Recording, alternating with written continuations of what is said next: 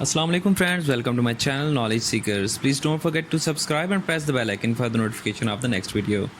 दोस्तों आज हम चार्ल्स डिकेंस के प्ले द ग्रेट एक्सपेक्टेशंस के बारे में पढ़ेंगे। ये तमाम कहानी पिप नामी शख्स के गिर्द घूमती है। कहानी के आगाज़ में पिप का बचपन होता है और वो अपने माँ बाप और बहन भाइयों की कब्रों पर कब्रिस्तान जाता है, जहाँ पर उसको मैडविच जो कि जेल से फ़रार एक कैदी है पकड़ लेता है। वो इसे डराता है और कहता है कि कल मेरे लिए खाना और हथकड़ी तोड़ने का सामान लेकर आना, और कहता है मेरे पास ऐसी ताकत है कि अगर तुम अपने कमरे में बंद हो तो भी मैं तुम्हारे दिल और जिगर निकाल कर खा सकता हूँ। अब जब पिप वापस आता है तो उसकी बहन का शौहर जो उसे बताता है कि तुम्हारी बहन तुमको काफ़ी देर तक ढूंढती रही है और अब आग बगोला होकर तुम्हें ढूंढने के लिए बाहर चली गई है। इसी दौरान में पिप की बहन आ जाती है और पिप की खूब पिटाई लगाती है।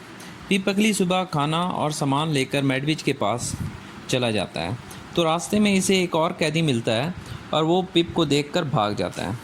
पिप मैडविच को खाना देता है और रास्ते के कैदी की बात बताता है और वापस आ जाता है। अगले दिन जब पिप खाना देने जाता है तो मैडविच किसी कैदी से कीचड़ में लड़ रहा होता है और इसे पुलिस गिरफ्तार कर लेती है। मैडविच जाते जाते पिप का शुक्रिया अदा करता है। अब गांव में एक वकील होता है जिसका नाम जैगर होता है।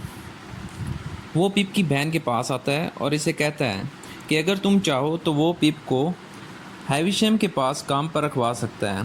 पिप की बहन बहुत खुश होती है और जैगर इसे हैविशम के घर ले आता है।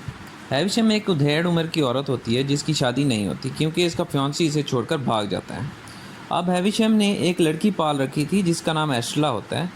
पिप एस्टला को पसंद करने लगता है मगर एस्टला पिप को पसंद नहीं करती। जैसे जैसे वक्त गुजरता गया पिप को एस्टला और पसंद आने लगती है। तब पिप की बहन की तबीयत ख़राब हो जाती है और इसकी देखभाल बिड्डी नामी एक लड़की करती है जो कि पिप को पसंद करती है। अब पिप सोचता है कि एस्टला इसे इसलिए पसंद नहीं करती क्योंकि वो इसके मेयार के मुताबिक नहीं।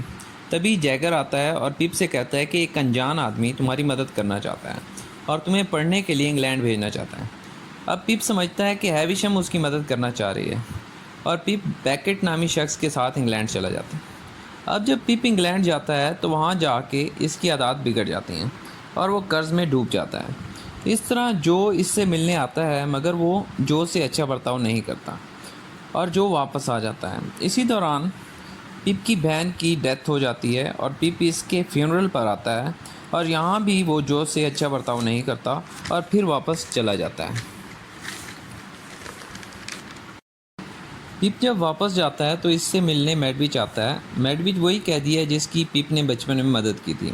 मैडविच इसे बताता है कि इसने पिप की मदद की है और कहा जब वो जेल से दोबारा फ़रार हुआ तो इसने तिजारत शुरू कर दी लंदन जाकर और खूब पैसा कमाया। अब जब लेकिन पिप को इसकी बात पर यकीन नहीं था और वो ये सोचता कि कि हैविशम ने उसकी मदद की। दूसरी तरफ मैडविच फिर गिरफ़्तार हो जाता है। अब जो एक बार फिर इंग्लैंड आता है और पिप का तमाम कर्जा उतार कर इसे गांव वापस ले जाता है। पिप हैविशम के पास जाता है और इससे दरियाफ्त करता है कि क्या तुमने मेरी मदद नहीं की। तो हैविशम कहती है हाँ मैंने तुम्हारी मदद नहीं की और बताती है कि एस्टला की शादी हो गई है। अब हैविशम को महसूस होता है कि इसने पिप के साथ अच्छा नहीं किया। अब पिप सोचता है चलो बिडी से ही शादी कर लेता हूँ, मगर बिडी अब जो से शादी कर चुकी होती है। पिप हैविशम से पूछता है कि तुमने एस्टला को कहाँ से लिया था, तो वो बताती है कि जैगर ने इसे एस्टला ला के दी थी। अब पिप जैगर से पूछता है कि बताओ एस्टला तुमने कहाँ से ली, तो जैगर उसे बताता है कि एस्टला उसके घर काम करने वाले की बेटी है।